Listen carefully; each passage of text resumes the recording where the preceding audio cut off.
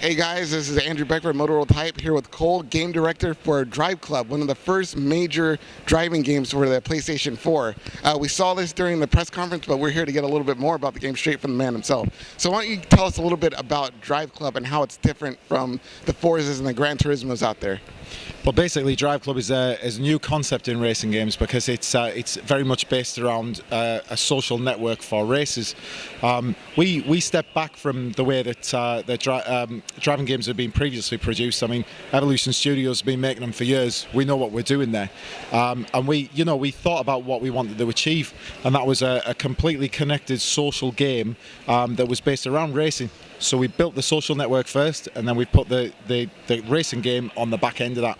Okay, so rumor has it that you mentioned the social network aspect. You guys are working on a mobile app to tie into the game. Can you tell us a little bit about that?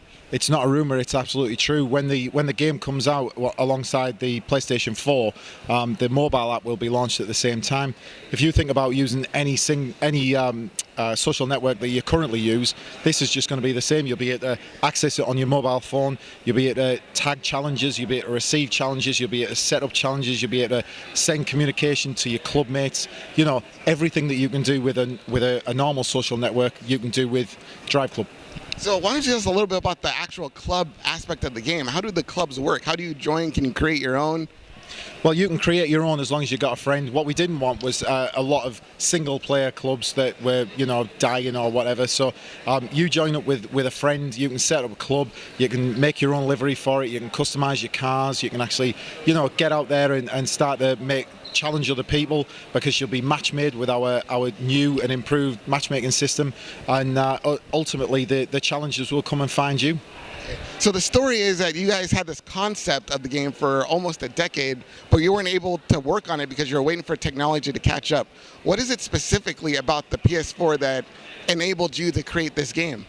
Well, there's never been a console before which has had connectivity at the very core of its hardware design. In addition to that, Sony have set out a number of design pillars that they want all of their future projects to actually fit to, and we've hit every single one of them on the nail. If you think about the benefits of the hardware, you've got the share button, which allows you to immediately upload video in the background to YouTube. You can actually stream the gameplay directly to your friends on Ustream. You can share photos on Facebook. The connectivity is absolutely endless. And before that really occurred, we couldn't do that. We couldn't make Drive Club. Okay, so a little bit of the nuts and bolts. How many cars can we expect to see? And is it an open world, or is there a finite number of tracks? How will that work? Well, I can't really say what we're going to be giving away on day one just yet. I mean, that's a surprise to come in the near future. But what I will say is that the game's actually moving towards a service-based model. So when you actually buy Drive Club or you download it from the PlayStation Network Plus, what you're going to get is a doorway into a community, and that's just going to expand over the coming months. It's going to always be the case that we are feeding you new content, new challenges, new levels, new cars, new game modes. Literally the works. We can actually tweak any number of different items about the game in the background so that you can have a new experience to play every single time you log on.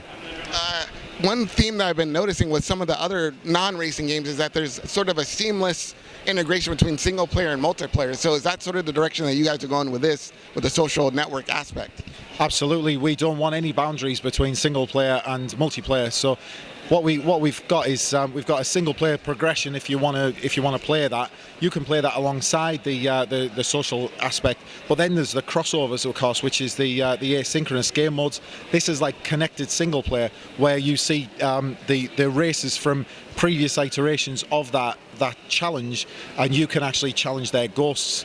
So it's like racing AI, but it's actually real people, which still drives the socialization. So pretty much you taught Skynet how to drive. Absolutely right. Yeah. You heard it here. Cars are going to take over the world. He taught them how to drive. I'm Andrew. This is Cole. Here at E3, we're out.